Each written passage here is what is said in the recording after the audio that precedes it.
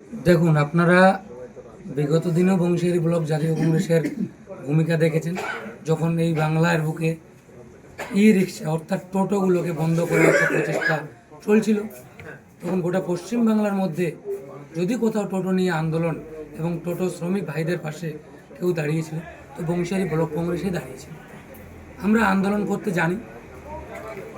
নতুন যে ব্লক সভাপতি হয়েছেন ভাই জামানুর রহমান, প্রদেশ কংগ্রেস অ্যাপ্রুভাল এবং দক্ষিণ দিনাজপুর জেলা কংগ্রেস সভাপতি মাননীয় শ্রী গোপাল দেব মহাশয়কে অবশ্যই ধন্যবাদ জানাই যে একটা তরুণ মুখ, 27+ বয়স, যেটা পশ্চিমবঙ্গ প্রদেশ কংগ্রেসের একটা বিশাল ভূমিকা। কংগ্রেস চাইছে যে আগামী দিনে তরুণ মুখ যারা যুবক তারা উঠে আসুক। আর আমাদের বংশিয়ারি ব্লকের জামানুর রহমান নবনির্বাচিত সভাপতি, আমরা বিগত দিনেও দেখেছি তার রাজনৈতিক প্রেক্ষাপট, যে একজন যোগ্য লড়াই করার ছেলে। আমরা চেয়েছিলাম ব্লকে পরিবর্তন হোক এবং নতুন মুখ আসুক, যেন আগামী দিনে বাংলার নয় শুধু আমাদের ব্লকেরও বেকার যুবক যুবতী যারা ভাই বোন আছে তারাও এই জাতীয় কংগ্রেসের দিকে এগিয়ে আসে। কারণ একমাত্র পথ জাতীয় কংগ্রেসই মানুষকে দেখাতে পারে। লড়াইয়ের মারফতে বা আন্দোলনের মধ্য দিয়ে টিকে থাকতে হলে জাতীয় কংগ্রেসকে প্রয়োজন। কারণ আন্দোলন না করলে কোনো কিছু সম্ভব নয়।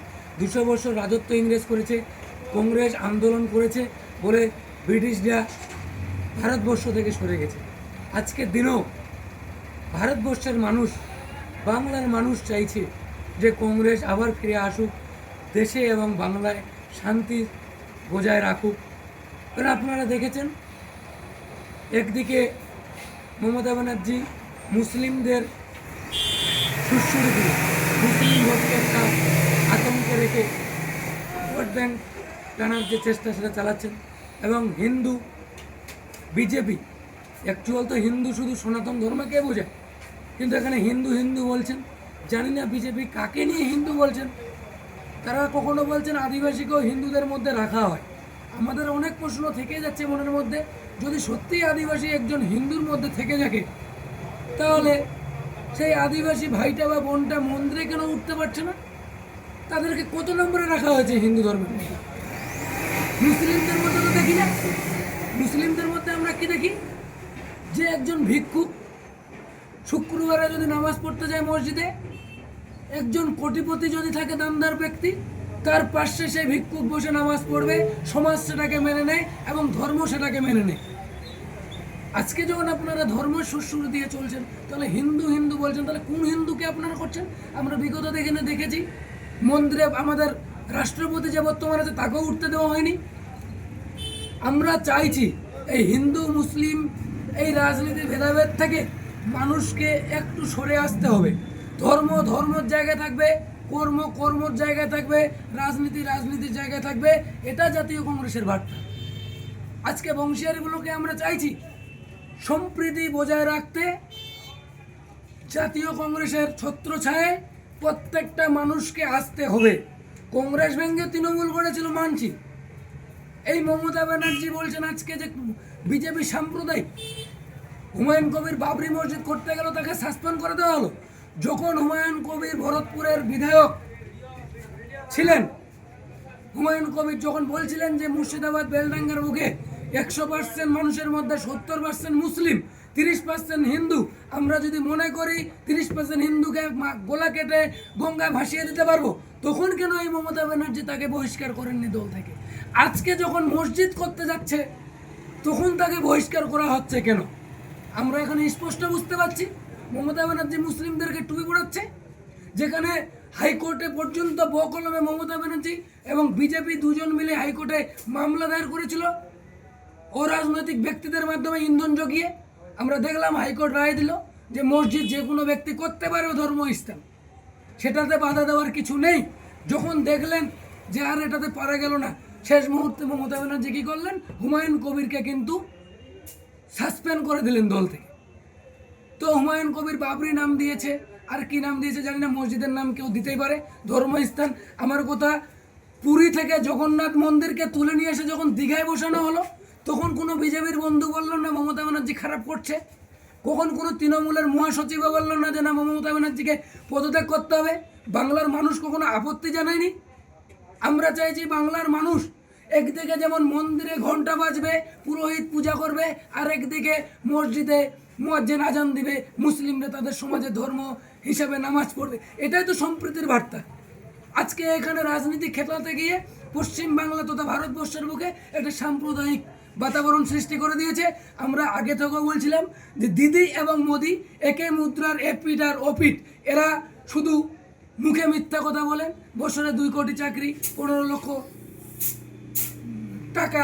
এবং এই দিদি যেমন বলছিলেন যে ওয়াকফ বিল আমি হতে দেব না, ওয়াকফ বিল যদি আন্দোলন করতে হয় পশ্চিম বাংলা বাদ দিয়ে দিল্লিতে গিয়ে আন্দোলন করুন। তো আমরা বলতে চাইছি দিদি, আপনি যেভাবে মুসলিমদেরকে বোকা বানিয়ে দীর্ঘদিন ধরে ভোট ব্যাংক নিচ্ছিলেন, আপনাকেও যদি ভোটে জিতে আসতে হয় তাহলে মোদির হাত ধরে জিতে আসতে হবে। বাংলার মুসলিম সম্প্রদায় আপনাকে একটিও ভোট দেবে না। আপনি মুসলিমদেরকে শোষণ করে চলেছেন বিগত দিন থেকে, আজকেও করছেন আপনি। আমরা চাইছি বাংলার বেকার যুবক সমাজকে আমরা আহ্বান করছি, ধর্মের ভিত্তিতে ভোট নয়, কর্মের ভিত্তিতে ভোট দিতে হবে। সে যে রাজনৈতিক দলকেই আপনারা পছন্দ করুন, কিন্তু সেটা কর্মের ভিত্তিতে আসতে হবে। আজকে বেকারদের যুবশ্রী প্রকল্পের কথা বলে এই সরকার একটা ধোঁকাবাজ দিয়েছে এমপ্লয়মেন্ট ব্যাংকে।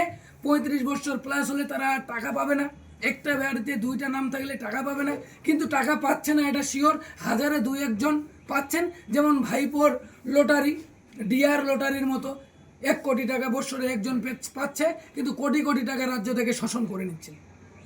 এই পিসি ভাইপোর খেলা আর এই দিদি মোদির যে খেলা, এটা পশ্চিম বাংলার মানুষ বুঝে গেছে। যেমন শিক্ষিত মুসলিম সমাজ বুঝে গেছে যে এই মমতা ব্যানার্জি মুসলিমদেরকে তোষণ করছে, ঠিক একইভাবে একজন শিক্ষিত পুরোহিত হিন্দু সম্প্রদায়ের ব্যক্তিও বুঝে গেছেন যে এই বিজেপি ধর্মের নামে সুড়সুড়ি দিয়ে ভারতবর্ষের তথা বাংলার হিন্দুদের মগজ ধোলাই করছে।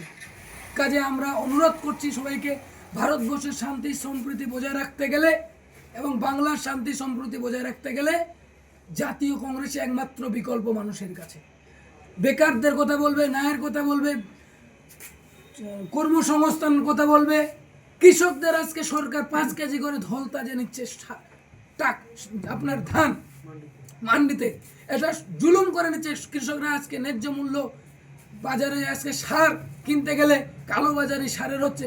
আজকে আমাদের এই জেলায় একটা অপদার্থ মন্ত্রী আছেন, নিজেকে বিশাল মনে করেন, কিন্তু একবারও আমরা দেখলাম না এই মন্ত্রী নাকি বলে কৃষকদের মন্ত্রী।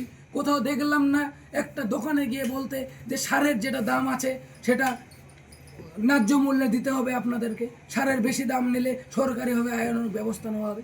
একবারও সরকারি কথা ঘোষণা হচ্ছে না, মানে বো কলমে টাকা পিসি ভাইপোর পকেটেই যাচ্ছে। আমরা চাইছি এই দুর্নীতি কালোবাজারি থেকে কৃষকদের মুক্তি করতে। কৃষক হচ্ছে ভারতবর্ষের সম্পদ। কৃষকরা যদি ফসল না বনে তাহলে আপনি নেতা মন্ত্রী যত বড় হন না কেন মাটি খেয়ে বেঁচে থাকবেন না। আপনাকেও কিন্তু ধান, চাল, গম, জব, ভুট্টা, তৈলবীজ এইগুলো খেয়ে বেঁচে থাকতে হবে। তো বেঁচে থাকতে গেলে কৃষকদের দিকেও লক্ষ্য রাখতে হবে। আমরা চাইছি আন্দোলনের মাধ্যম দিয়ে জাতীয় কংগ্রেস আগামী দিনে কৃষকদের পাশে থাকবে এবং ন্যায্য মূল্যে কৃষকরা যেন তাদের মান্ডিতে ধান দিতে পারে সেই ব্যবস্থা জাতীয় কংগ্রেস করবে।